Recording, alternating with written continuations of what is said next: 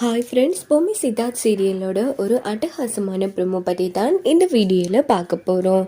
இங்கே பார்த்தோன்னா நம்ம சித்தார்த் ஒரு 10 செகண்ட்க்கு அந்த பாப்பா மாலையை கேட்ட உடனே கலட்ட போயிருப்பாங்க. அந்த கேப்பில் நம்ம ஜார்ஜினியா நம்ம தமிழ்நாடு உடம்புக்குள்ளே போயிடுறாங்க.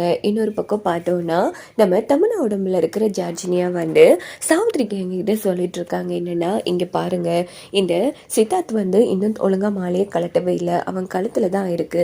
இப்போ வேற அந்த சித்தார்த் அவன் கன்னி பூஜை பண்ண போறான். அப்படி மட்டும் அந்த பூஜை பண்ணிட்டான்னு சொன்னா என்னை பற்றிய ரகசியங்கள் தெரிஞ்சிடும். அதே மாதிரி சாமியோட அருள் பரிபூரணமா அவனுக்கு கிடைச்சிடும். அது மட்டும் கிடையாது, அவனுக்கு அந்த பொம்மை பற்றிய ரகசியமும் ராணிக்கு தெரிய வாய்ப்பு இருக்கு. அதனால இந்த பூஜை நடக்கக்கூடாது, நான் சொல்றதை மட்டும் பண்ணுங்க அப்படின்னு சொல்லி ஒரு திட்டத்தை ஜார்ஜினியா போட்டு கொடுக்குறாங்க. அந்த திட்டம் என்ன ஏதுன்னு நமக்கு காமிக்க இல்லை. உடனே சாவித்திரியும் சரி, நீ சொன்ன மாதிரியே பண்ணிடுறா அப்படின்னு சொல்லிட்டு கிளம்புறாங்க.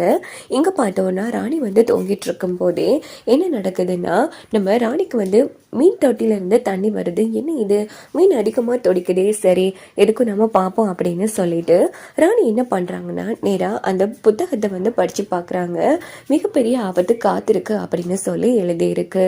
இதை பார்த்து ராணி செம அதிர்ச்சியாகி என்ன இப்படி இருக்கு அப்படின்னு சொல்லி யோசிச்சுட்டு இருக்கும் போதே நம்ம தண்ணி குடிக்கலான்னு ராணி கீழே வராங்க. அங்கே பார்த்தோன்னா நம்ம தர்ஷினி இருக்காங்க இல்லையா, தர்ஷினி ஒருத்தங்க வெளியில் போயிட்டே இருக்காங்க. ஏன்னா இது எல்லாம் ஜார்ஜினியாவோட வேலை தான். ஏன்னா சித்தார்த் மாலையை கலட்ட வைக்கணும்னா நம்ம சித்தார்த் வீட்டில் இருந்து ஒருத்தங்க இல்லாமல் போகணும்.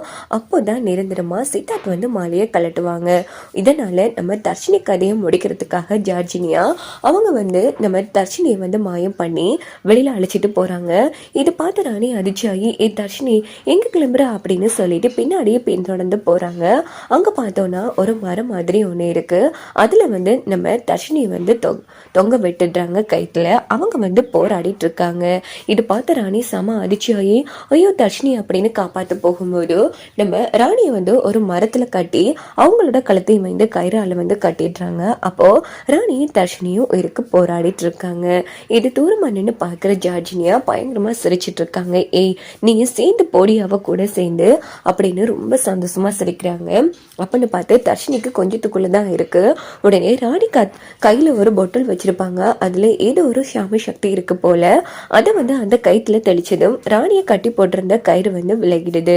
அதுக்கப்புறமா அந்த ஜார்ஜினியா மேலேயும் தெளிக்கிறாங்க. ஜார்ஜினியாவால ராணியை நெருங்கவே முடியல. அதுக்கப்புறமா தர்ஷினி மேல தெளிச்சு ஒரு வழியா தர்ஷினியை காப்பாத்திடுறாங்க ராணி. அப்படின்னு பார்த்து தர்ஷினி வாங்கி கொண்டு விழுந்துடுறாங்க ராணி மேல.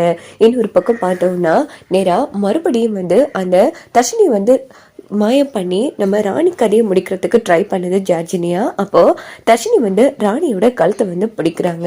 மறுபடியும் ராணி என்ன பண்றாங்கன்னா, கையில வச்சிருந்தாங்க இல்லையா பாட்டில், அதுல இருக்கிற சக்தியை தெளிச்சு விட்டதும் அது ஜார்ஜினியாவுக்கும் படுது. ஆனா ஜார்ஜினியா நிக்கிற விஷயம் நம்ம ராணிக்கு தெரியாது.